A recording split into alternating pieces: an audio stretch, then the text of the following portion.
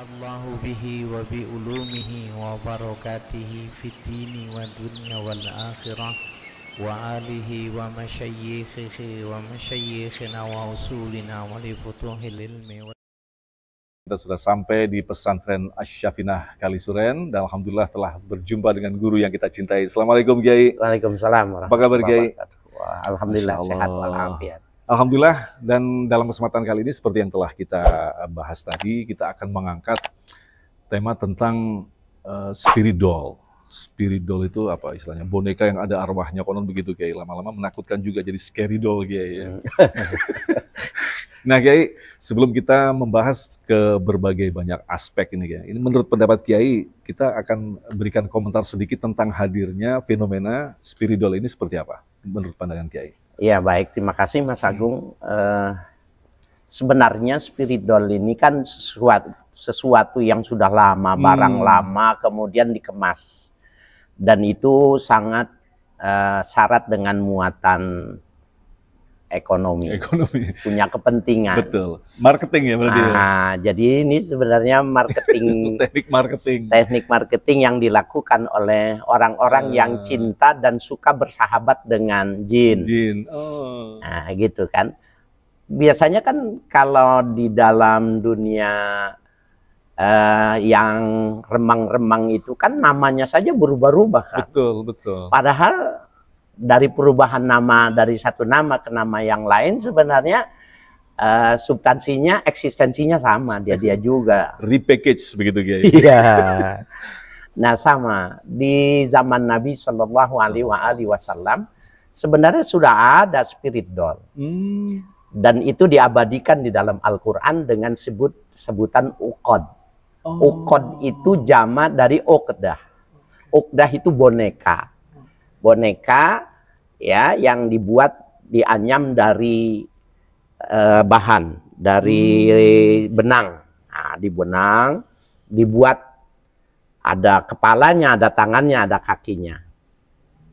Nah, di dalam riwayat yang sahih, riwayat Bukhari dan Muslim itu Nabi pernah diteluh. Nabi diteluh. Nah, cara meneluhnya itu dengan menggunakan media ini.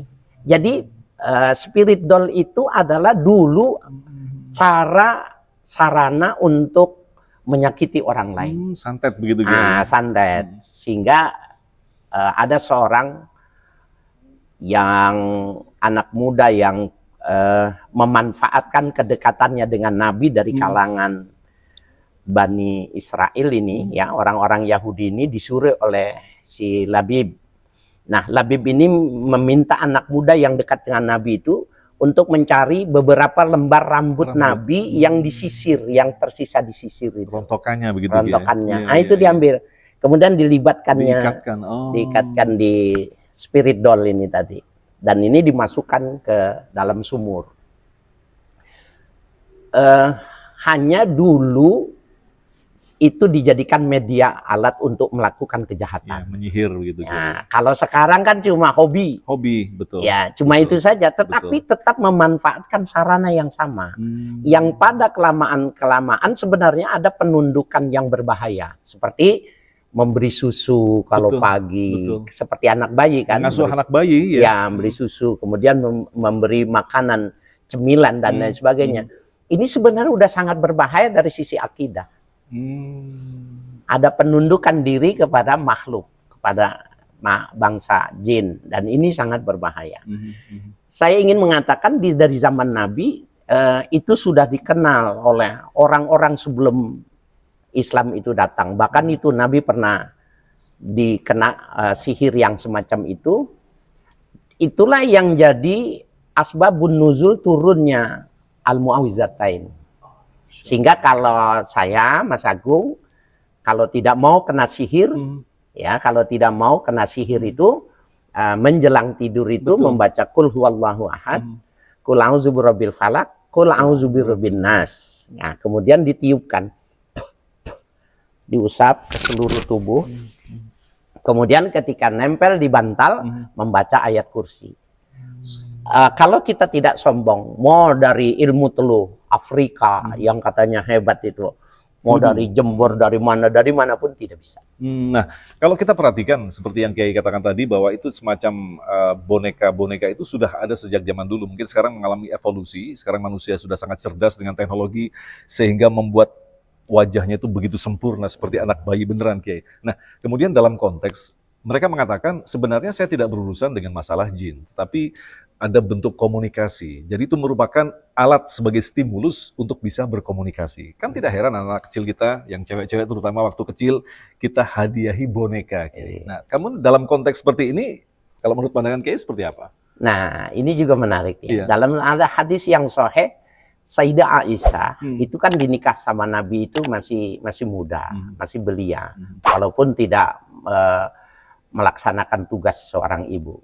Dalam riwayat yang sangat kekanak-kanakan, beliau mengatakan, kana al-abu bil banat fi ahli Rasulillah sallallahu alaihi wasallam, ya, kemudian wala yanhana an dzalik. Dulu kami main boneka-boneka banat, ya, boneka-boneka itu bersama teman-teman perempuan, ya, bersamaku. Dan Nabi tidak melarangnya. Sehingga di dalam mazhab Syafi'i, Maliki, Hambali, 4 mazhab ini tidak melarang anak-anak kecil yang main boneka, Barbie dan lain sebagainya. Itu tidak. Artinya kalau boneka itu tidak ada muatan apa-apa, nggak ada masalah. Ya, yang dipergunakan oleh anak kecil. Nah, dia akan bermasalah ketika walaupun awalnya main-main. Nah, contohnya gini Mas Agung nih. Di Indonesia ini ada yang namanya jailangkung. Setahun saya ingat benar itu, tahun 70-an itu kalau terang bulan 2 yang kita mainkan. Pertama main selodor. Selodor. Yang kedua main jalangkung. Jadi mainan malah itu. Jalangkung itu kan gayung, gayung kemudian dikasih palang, dipakein baju, kemudian diberi mata, diberi hidung. Nah, itu mantranya tidak terlalu susah. Ya, ini didirikan sama yang mantra dibacakan itu begini. Jailangkung, jailangse, jailangkung, jailangse. Di sini ada pesta kecil-kecilan. Datang tidak diundang, pergi tidak diantar. Dibaca lagi, diulang itu.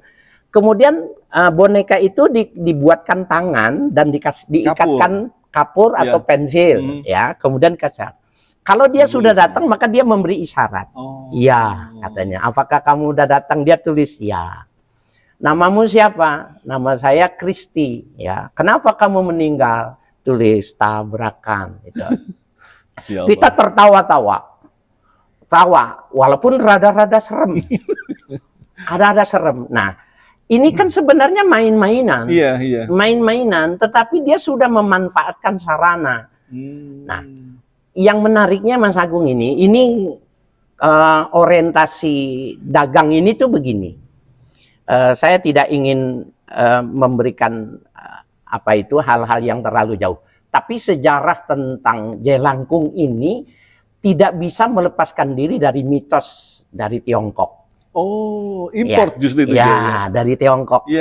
Karena bangsa Cina itu biasa menyatu. Kalau di Jakarta di sini orang-orang Cina itu di Kebayoran Lama itu biasa main sama orang kampung, tidur di masjid, di musola, di Tanah Abang, Petamburan, itu banyak yang menyatu.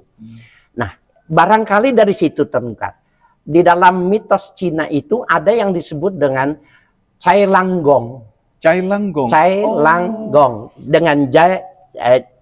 Jailangkung, Cai Langgong, ya, itu ya, itu dialek Cina, kemudian menjadi bahasanya Jailangkung. Padahal Cai Langgong itu adalah nama dari leluhur, ya, dari leluhur satu farm, ya, yang mereka akui, yang bisa dipanggil ketika mereka ingin bepergian hari apa untuk berbisnis.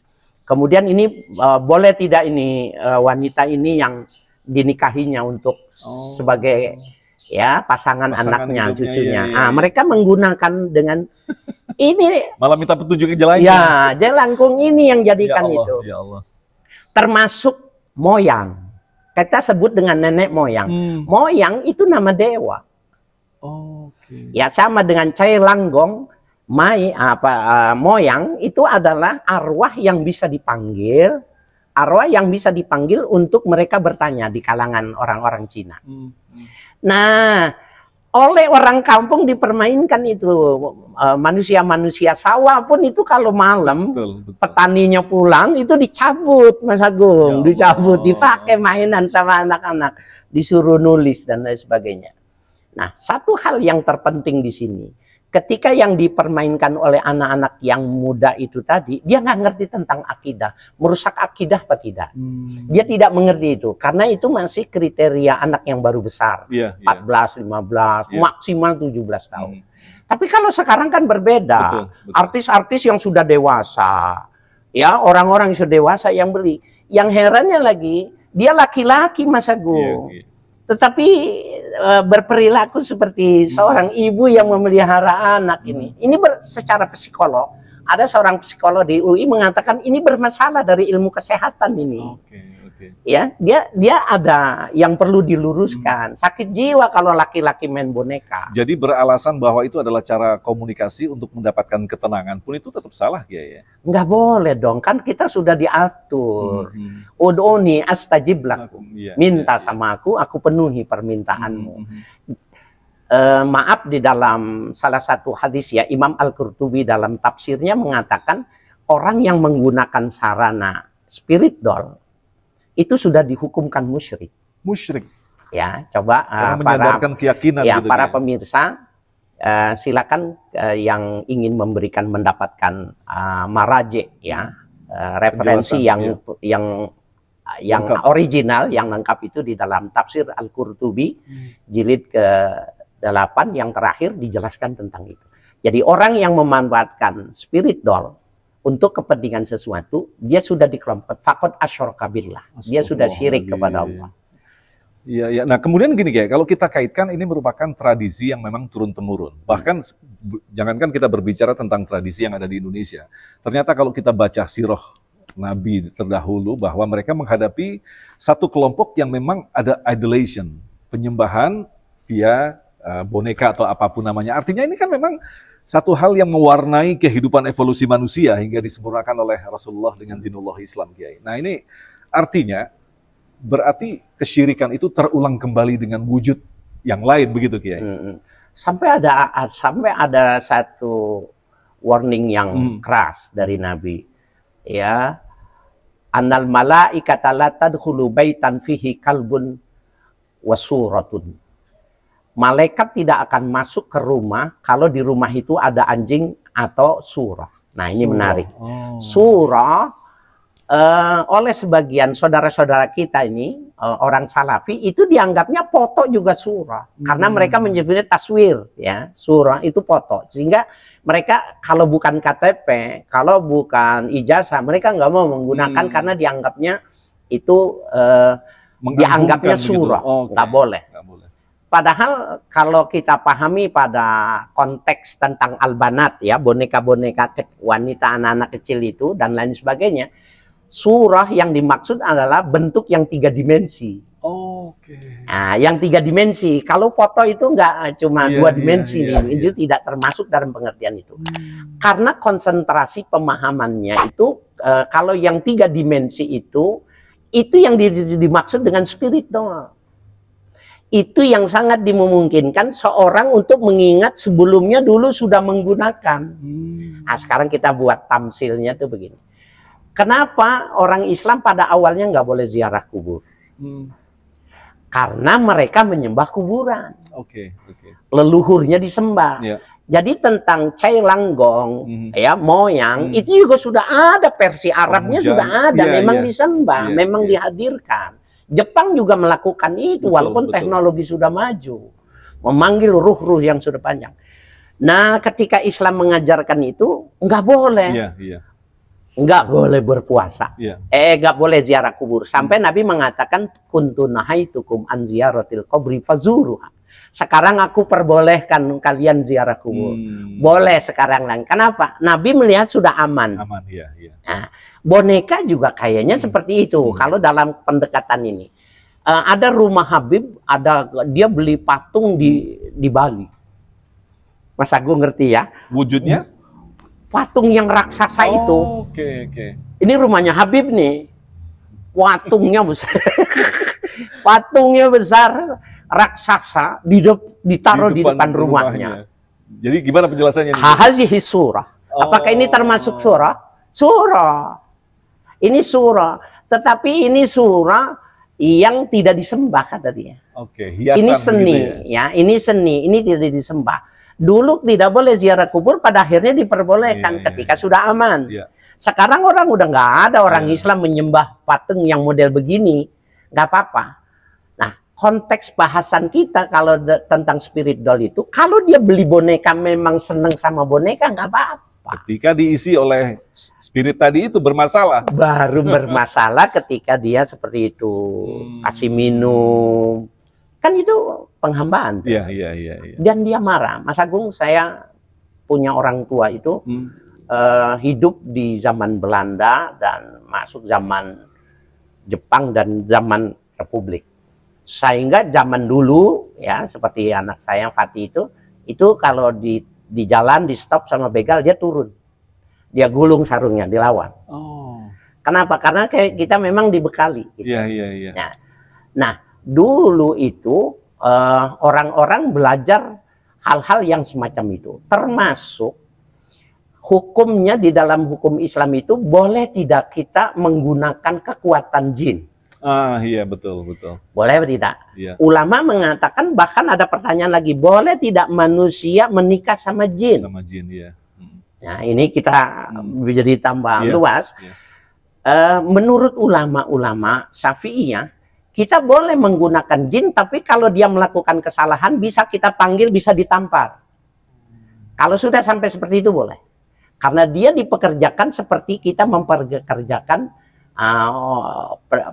anak-anak muda yang kita pekerjakan, ya, pekerja-pekerja kasar. Kamu salah ini, tampar gitu, boleh. Ya, menikah dengan dia boleh, bahkan menggunakannya boleh. Nah, kenapa? Karena di dulu di Jakarta, di Betawi itu, kalau orang ini sudah masuk pada target yang mesti dia dibunuh, dia kena. Tetapi orang-orang yang memanfaatkan itu ada yang jaga rumahnya. Tapi dia mesti dibayar, dia pekerja. Iya. Nah, pekerjanya itu, Mas Agung, bayarnya itu dengan memberi tulang. Makanan begitu Kiai. Tulang. Sehingga di dalam hadis, dalam Sunan Abu Daud diriwayatkan bahwa tulang-tulang hasil penyembelihan itu tidak boleh dikencingin. Iya. Karena nanti waktu dimakan jin, najis. Karena jinnya itu Islam banyak. Nggak boleh dimakan. Dikasih itu. Ketika lupa, orang-orang dulu lupa memberi makan, kesibukan dia, itu rumahnya itu, tempat tidurnya itu dibalikin. Marah dia, waduh, gue udah kerja nggak dikasih gaji gitu. Iya. Nah, nanti dia dipanggil, pukul. Jangan begitu caranya, gitu. Didobel kasihnya. Lah, apakah anak-anak muda, artis-artis yang sekarang yang membeli spirit doll, yang memberi makan itu bisa nampar ketika dia sampai kepada penghambaan? Tidak ada ilmunya mereka. Nah, nggak ada persoalan yang semacam ini. Iya. Nah, kalau sekarang begini Kiai, seperti Kiai katakan tadi, ketika kita punya boneka tetapi tidak berurusan dengan memasukkan roh atau apapun di dalamnya dan tidak terjadi penghambaan, itu tidak masalah. Boleh. Tapi kadang-kadang kita lupa bahwa kita ini tidak hidup sendiri di dunia ini. Ada dimensi lain yang setiap saat bisa ya lewat mampir di rumah kita. Makanya Rasulullah juga menegaskan kalau ada patung atau apapun berpotensi untuk dimasukin jin. Nah, ini kan kasihan anak-anak kecil yang mungkin orang tuanya tidak terlalu memiliki ilmu tentang ini, Kiai. Kadang-kadang kalau kita lihat di YouTube itu, Kiai, banyak itu boneka yang juga bergerak sendiri. Artinya walaupun tidak kita panggil, benda-benda ini berpotensi untuk kemasukan jin, Kiai. Iya, memang. Dan itu biasanya pernah digunakan. Walaupun sebenarnya dia nggak tahu caranya, cuma itu dianggapnya ritual, gitu. Seperti yang tadi saya bacakan ya. Kan orang sekali dengar anak juga langsung hafal. Jaya Langkung, Jaya Langse, Jaya Langkung, Jaya Langse. Di sini ada pesta, pestanya kecil-kecilan. Datang tak diundang, pergi tak diantar gitu. Sekali baca bisa.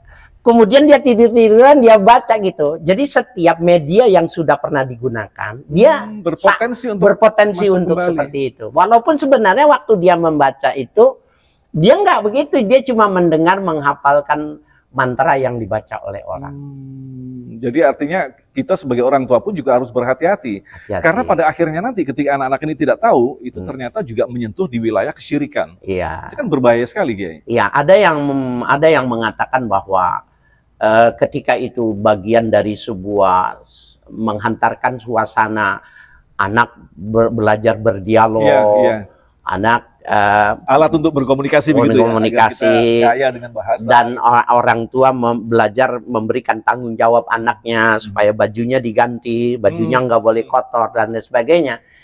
Saya kembali lagi kepada Nabi kenapa tidak melarang kepada Sayyidah Aisyah, dilihatnya nggak berbahaya gitu. Jadi sepanjang orang tua melihat ya, menganalisa, oh ini nggak ada nih, nggak ada aman, nggak ada bahaya. Kalau dia ngomong sendiri bukan karena dia stres, bukan karena gila gitu, nggak ada masalah. Tapi kalau yang dilakukan sama artis-artis, lain Mas Agung. Dia kelihatannya ngomongnya memang ada yang dia. Oh, dia menyadari bahwa dia sedang berdialog. Bahkan di kamar tuh luar biasa banyaknya. Kiai. Nah, Kiai, kalau kita lebarkan pada aspek psikologi masyarakat, karena tentu saja tuntutan zaman, kemudian juga beratnya kehidupan ini, sehingga mereka lebih baik hidup sendiri. Nah, tentu mustahil manusia hidup sendiri tanpa harus dengan berdialog. Seperti yang di Jepang itu. Mungkin di Jepang itu konon katanya Jepang ini akan terjadi kepunahan karena mereka lebih baik tidak menikah sampai tua, sehingga muncullah teknologi yaitu diciptakan manusia-manusia robot. Nah, Kiai memandang fenomena ini seperti apa, Kiai? Ya, memang pada akhirnya kita akan banyak peran kemanusiaan yang digantikan sama robot.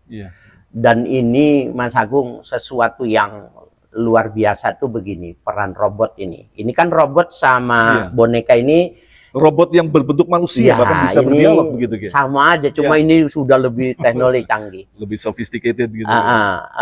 Prancis ketika menawarkan dagang kepada Cina pada masa pandemi kemarin, dia sudah menggunakan hologram.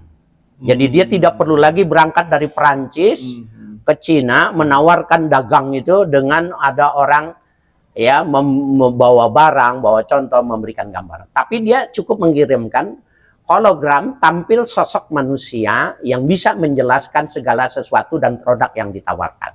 Nanti tidak ada lagi kalau kita mau naik pesawat itu ada pramugari yang menjelaskan tata cara menggunakan seatbelt. Cukup melihat saja. Jadi nanti ada hologram yang berdiri langsung seketika dia menjelaskan cantiknya dan lain sebagainya. Ini Mas Agung, ini nanti kalau ditampilkan bugil, ditampilkan bugil, ini adalah alat untuk pemuas seks. Betul, sarana maksiat begitu. Ya Allah, betul. Ini jadi betapa semakin berat hologram ini. Bang berat. Saya di Sudirman Jakarta itu pernah lihat dari salah satu gedung itu baru eksperimen mengeluarkan itu keluar benar seperti gerakan-gerakan yang gitu sempurna sekali. Nah, itu hologram itu nanti jadi seorang ingin bahayanya begini, dia punya pacar, kemudian dia buatkan hologram seperti pacarnya, kemudian dia tampilkan pacarnya itu telanjang, dan kalau dia mau merusak putri muslimah, maka dia bisa buka jilbabnya, kemudian dia buka pakaiannya, dia foto, cereng, kemudian dia tampilkan di media sosial. Asli ini nggak bisa ini. Ya Allah. Dengan teknologi yang tinggi baru bisa ketahuan. Ya Allah. Jadi betapa Islam nanti akan dirusak dengan cara yang seperti itu. Tantangannya sangat berat sekali, terutama kepada para ulama. Dari sekarang mestinya kita melarang ya spirit doll itu, karena nanti akan ke sana. Kalau sekarang kita bertoleransi hal-hal yang semacam ini, pada akhirnya berat. Apakah Kiai melihat ini merupakan satu bagian dari grand design memang untuk merusak Islam atau generasi Islam atau seperti apa, Kiai?